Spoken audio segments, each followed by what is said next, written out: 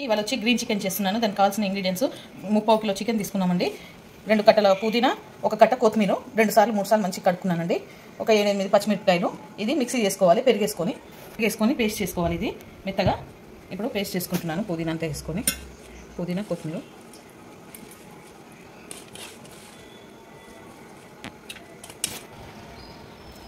పచ్చిమిర్చి కూడా వేసుకుంటున్నాను. సగం చెంచా ఉప్పు వేసుకుంటున్నాను.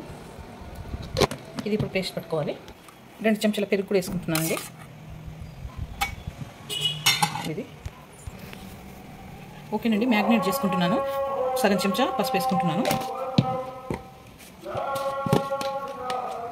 1 చెంచా అల్లం వెల్లిపాయ పేస్టు,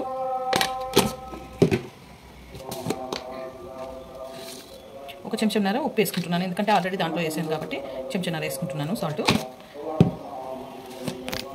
ధనియాల పొడి 1 చెంచా,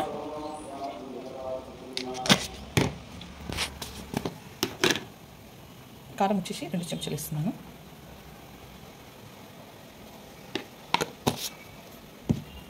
ఇప్పుడు దీంట్లోనే ఈ పాలకూర వేసేసుకుంటున్నాను. సరే పుదీనా వేసుకుంటున్నానండి. పుదీనా పేస్ట్ అంత మెత్తగా పేస్ట్ చేసుకున్నాను కదా, పుదీనా కొత్తిమీర, ఈ పేస్ట్ వేసుకుంటున్నాను. దీంట్లోనే 2 చెంచాల పెరుగు ఉంది, అది కూడా వేసేసుకుంటున్నాను. అన్నీ వేసేసుకొని బాగా కలుపుకోవాలి. మ్యాగ్నేట్ చేసుకోవాలండి. ఒక 1/2 అవర్ దాకా మ్యాగ్నేట్ చేసుకోవాలి. ఇది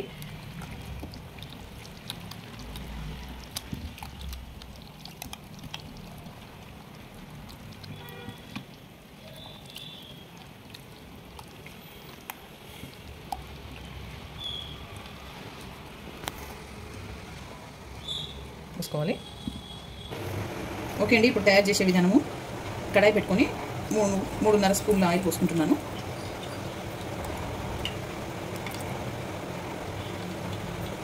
ఓకే అండి. ఆయిల్ హీట్ ఎక్కింది. ఇప్పుడు హోల్ గరం మసాలా వేసుకుంటున్నాను.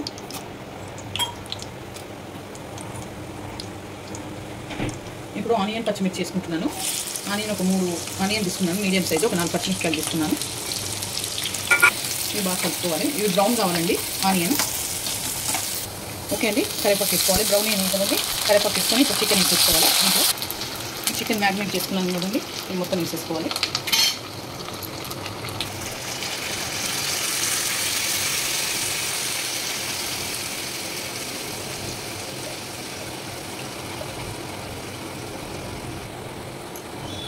వేసుకొని చికెన్ అంతా వేసుకొని ఒకసారి కలుపుకోవాలి.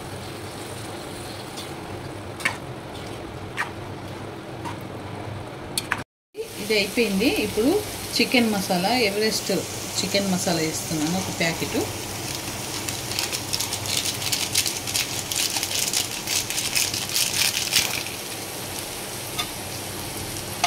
వేసేసి బాగా కలుపుకోవాలి.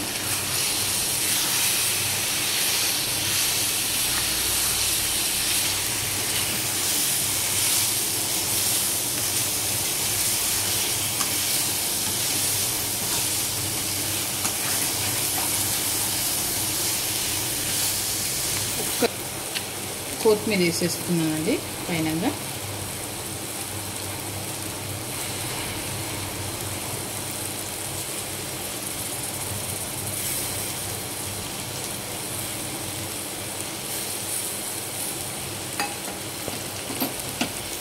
కలుపుకోవాలి.